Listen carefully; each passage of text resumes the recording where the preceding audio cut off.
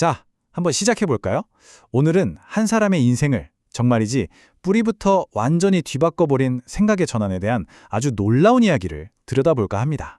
이 질문 딱 보자마자 좀 의아하지 않으세요? 아니, 예수님이 기도보다 돈 얘기를 더 많이 하셨다고? 네, 놀랍게도 사실입니다.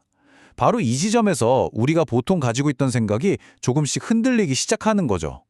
그럼 도대체 왜 그러셨을까요? 그건 바로 예수님께서 우리가 매일 부딪히는 돈 문제, 일 문제 같은 아주 현실적인 것들에 얼마나 시달리고 힘들어하는지 그 마음을 누구보다 깊이 이해하셨기 때문이에요. 뜬구름 잡는 얘기가 아니라 우리가 발 딛고 사는 이 현실의 무게를 아셨던 거죠. 바로 이 말이 오늘 이야기 전체를 관통하는 핵심입니다. 진짜 변화라는 건요, 내 주변 환경이 바뀌는 게 아니에요. 바로 그 똑같은 환경을 바라보는 내 생각, 내 관점이 바뀌는 데서 시작된다는 거죠. 자, 그럼 이제 이야기의 주인공이죠. 시몬 베드로가 온몸으로 부딪히고 했던 그 현실의 무게가 대체 어떤 것이었는지 그 장면 속으로 한번 들어가 보겠습니다. 우리가 보통 생각하는 그런 평화롭고 고요한 호수, 그림 엽서 같은 풍경을 상상하시면 안 돼요.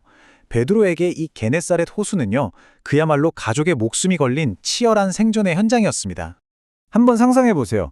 밤새 그물을 던지고 끌어올리는 이 고된 노동. 이게 바로 베드로의 매일매일, 그의 현실 그 자체였던 겁니다. 그 현실, 결코 낭만적이지 않았죠. 온몸에서는 땀냄새랑 생선 비린내가 진동하고요. 밤새 잡은 고기를 팔려고 시장에서 목이 터져라 소리쳐야 하는 아주 고단하고 어떻게 보면 지저분하기까지 한 그런 삶의 터전이었어요. 그런데 하필 그날 베드로는 정말 최악의 하루를 보낸 겁니다. 밤이 새도록 그물을 던졌는데 결과는 뭐다? 헛탕. 빈 그물 뿐이었죠. 온몸은 피로에 찌들고 마음은 절망으로 가득 찬 채 그저 텅 빈 그물을 씻는 것 말고는 아무것도 할 수가 없었어요.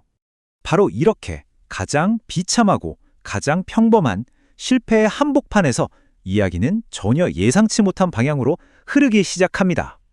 이 부분이 정말 중요한데요. 예수님은 막 깨끗하고 거룩한 성전 같은 곳이 아니라 베드로의 실패와 땀냄새가 그대로 밴 그 지저분한 배 위로 그냥 올라오세요.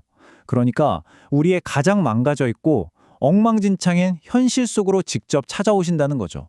그러고는요, 그 배를 빌려서 사람들을 가르치기 시작하는 거예요. 한번 생각해 보세요. 좀 전까지만 해도 실패의 상징이었던 그 텅 빈 배가 순식간에 진리가 선포되는 강단으로 바뀌는 순간입니다. 어쩌면 우리의 실패한 삶도 이렇게 쓰일 수 있다는 걸 보여주는 장면이죠. 자, 말씀을 다 마치시고 나서 예수님은 이제 베드로의 평생 쌓아온 경험과 상식을 그야말로 한 방에 뒤엎어버리는 한마디를 툭 건네십니다. 깊은 데로 가서 그물을 던져라.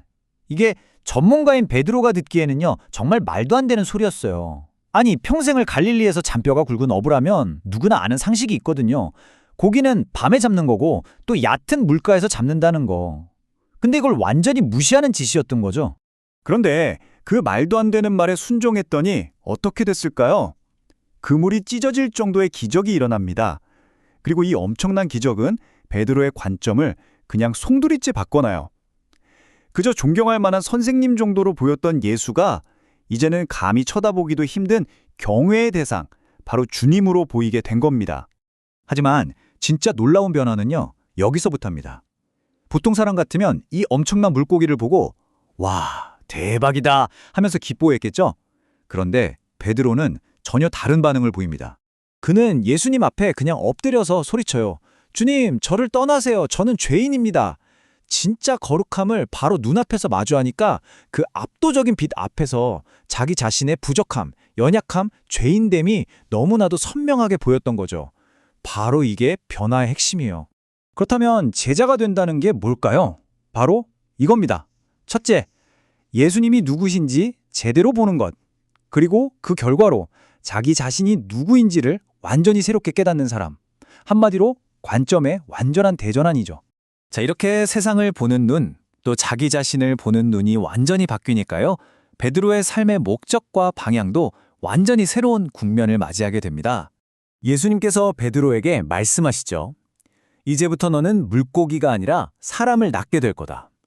이건 그의 평생의 그 기술과 경험을 이제 전혀 다른 차원의 훨씬 더 위대한 목적을 위해서 사용하라는 새로운 사명의 선포였던 겁니다. 자, 이 모든 변화의 과정을 4단계로 딱 정리해 볼 수 있겠네요. 첫째, 내 인생을 그저 내 밥벌이가 아니라 더 높은 목적을 위한 도구로 다르게 보게 됩니다.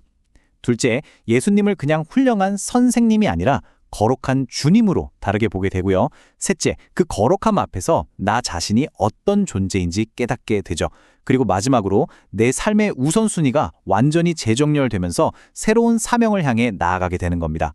이 새로운 관점이 주는 힘이 얼마나 강력했냐면요. 베드로는 자기 전 재산인 배와 그물, 그리고 방금 잡은 그 어마어마한 인생 최대의 수확물까지 전부 다 그냥 버려두고 예수님을 따라 나섭니다. 이제 그에게 진짜 보물은 눈앞의 성공이 아니라 세상을 새롭게 보게 된 바로 그 관점 자체가 된 거죠.